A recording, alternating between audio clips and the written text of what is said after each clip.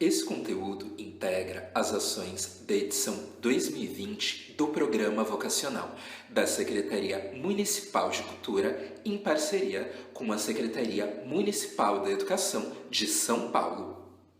Olá, pessoal. Bom dia, boa tarde ou boa noite. Tudo bem? Eu me chamo João Carvalho e nesse ano de 2020 eu estou artista orientador do Programa Vocacional na linguagem de teatro, aqui na Zona Norte. Nós também sou por vocês.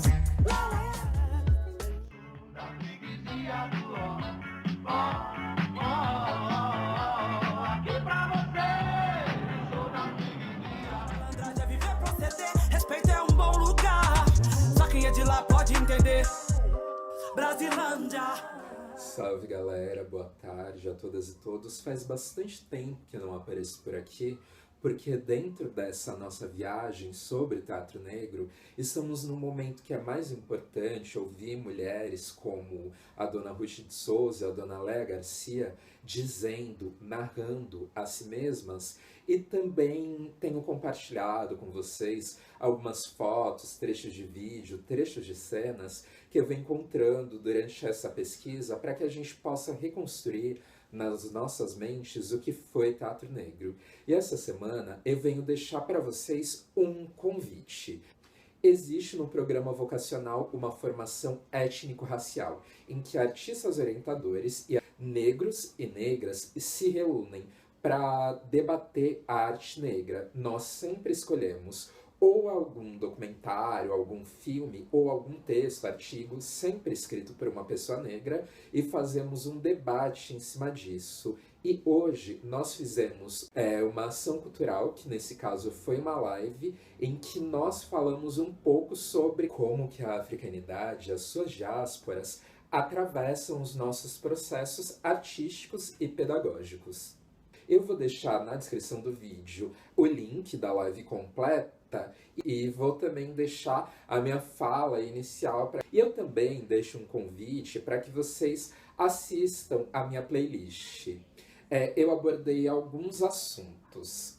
Eu falei sobre sonhos, falei sobre a Brasilândia, a Freguesia do Ó, a Vila Nova Cachoeirinha, e aí depois eu comecei a falar sobre como as pessoas negras começaram o teatro profissional no Brasil, abordei um pouco o legado da Companhia Negra de Revistas, o legado do teatro experimental do negro a partir das trajetórias de Abdias do Nascimento e principalmente Maria Nascimento, o que se desdobrou em vídeos e textos das trajetórias das lendárias atrizes Ruth de Souza e Léa Garcia.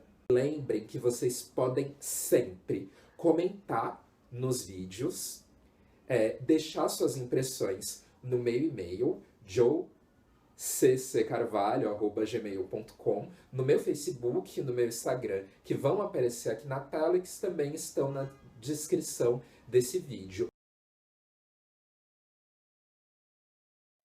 Olá, pessoal. Boa tarde. Eu sou João Carvalho e o bom de ser a terceira pessoa a falar é que a Ana e o Felipe já introduziram bastante coisas. Eu vou fazer um caminho com a minha fala, que eu vou me apresentar e trazer algumas questões. Eu sou artista orientador da linguagem de teatro, como o Felipe Cirilo me apresentou no começo, e aí a minha trajetória artística ela está bastante ligada à africanidade. Eu sou um dos fundadores de um coletivo de teatro que chama Combate Coletivo de Artes Pretas, que a gente tem um espetáculo que chama Mãe Preta, que inclusive a gente tinha sido contemplado pelo VAR em 2018 e a gente encerrou a nossa temporada no casarão aí da Vila Guilherme. A gente apresentou o nosso espetáculo e ofereceu 2 oficinas. E a Combate Coletivo de Artes Pretas, assim como o Felipe falou, da Cílio Coletiva, são pessoas que se reuniram, são artistas pretas e pretos que se reuniram por algumas questões que nós tínhamos em comum. A maioria de nós estudou na mesma universidade, que foi a Unesp, e quando a Aninha fala dessa coisa, nesses lugares de exclusão, de fato, as pessoas negras costumam se juntar, pessoas negras, pessoas da periferia, para que a gente consiga ter mais força para passar por aí. A Combate Coletivo de Artes Pretas é composta por mim, João Carvalho, pelas artistas Alice Nascimento, Marina Fares, Leandro Muniz, Rebeca Teixeira e Thaís Dias e Amanda Racieli. O Mãe Preta é um espetáculo que ele parte de um conto que foi da minha autoria, que eu escrevi no ano de 2016. Eu morava em Barueri, que é a região metropolitana, num bairro que chama Jardim Aldir, e naquele ano havia acontecido uma chacina nas cidades de Barueri, Carapicuíba e Osasco, que entre mortos e feridos deixou 50 pessoas. E aí o Mãe Preta foi um conto que eu escrevi quando eu estava no toque de recolher dessa chacina, e aí eu comecei a pensar um pouco quais eram as mulheres que tinham perdido seus filhos, algumas da minha família, e ver algumas características em comum entre essas mulheres, cor de pele, lugar em que vivem e também condição socioeconômica, ou seja, que eram mulheres pretas, pobres e periféricas.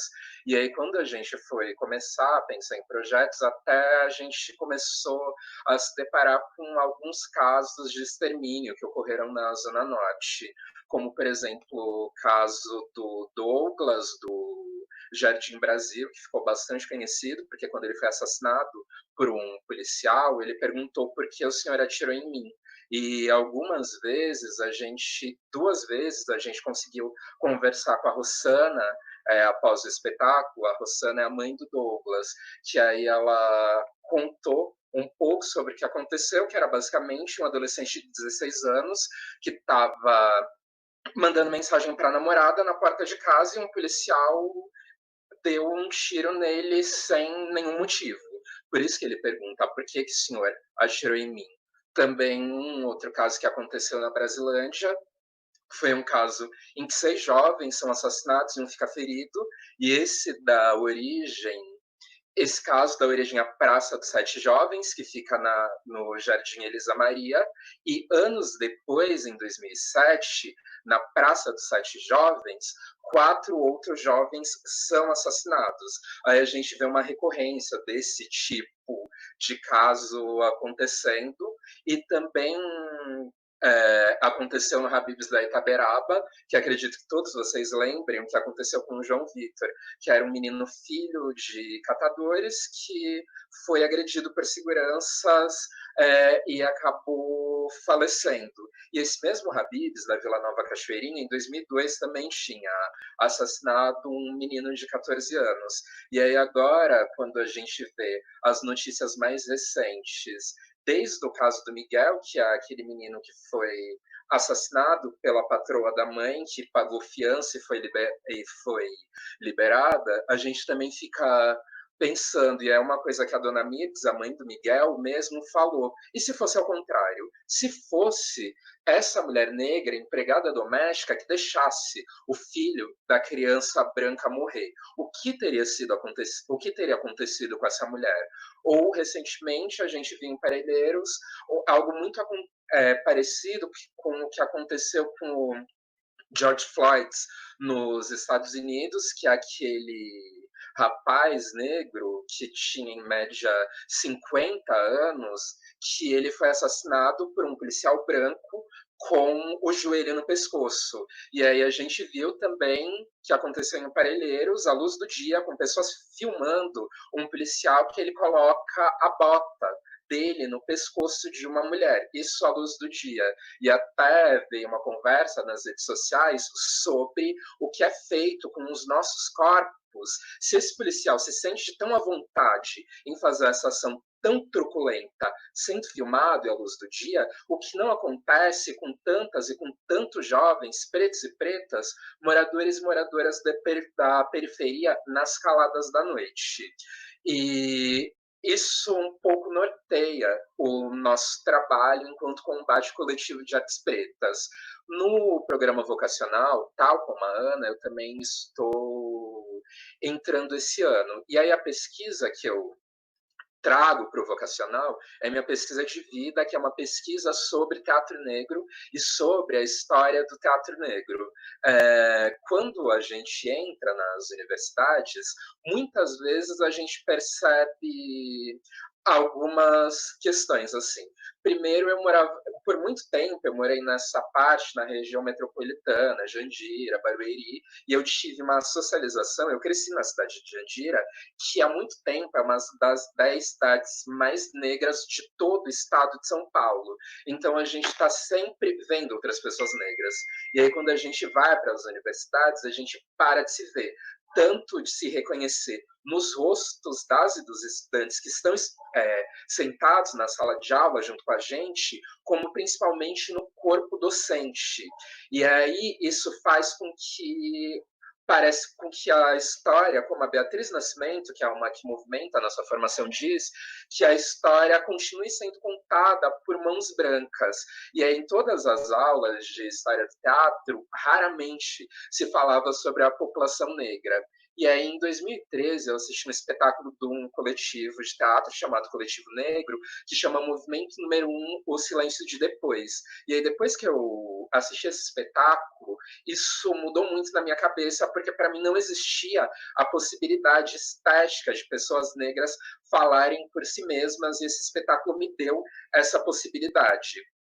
E aí eu fui pensar algumas coisas. Eu fui revirar a história do teatro brasileiro, porque quando a gente vai entender a história do teatro, sempre vão dizer para a gente que o teatro começou na colonização, com os jesuítas catequizando populações indígenas. Então a gente esquece que tanto, aliás, não é que a gente esquece, a gente é levado, a gente é ensinado a esquecer que tanto as populações negras quanto as populações indígenas tinham manifestações culturais extremamente ricas no campo da música, no campo da atuação, no campo da dança. E uma coisa que essa cosmologia, tanto africana quanto indígena, traz é que a arte ela é indissociada da vida. A gente não consegue pensar uma arte que ela não está relacionada à vida. Então, acredito que todas e todos nós, artistas orientadores de 2020, temos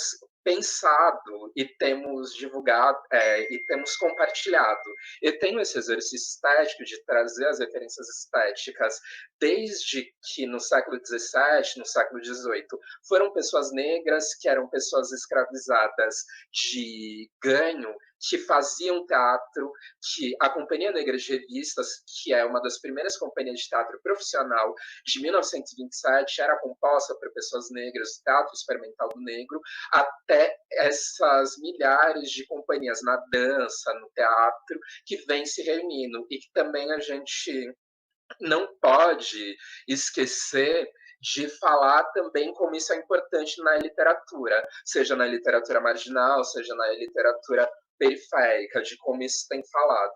E eu também vi um comentário bastante interessante sobre os casos de violência contra a população trans e travesti, que é a mais assassinada, e que também pessoas negras, pessoas LGBT, sobretudo as populações trans e travestis, são as mais prejudicadas nesse período de pandemia.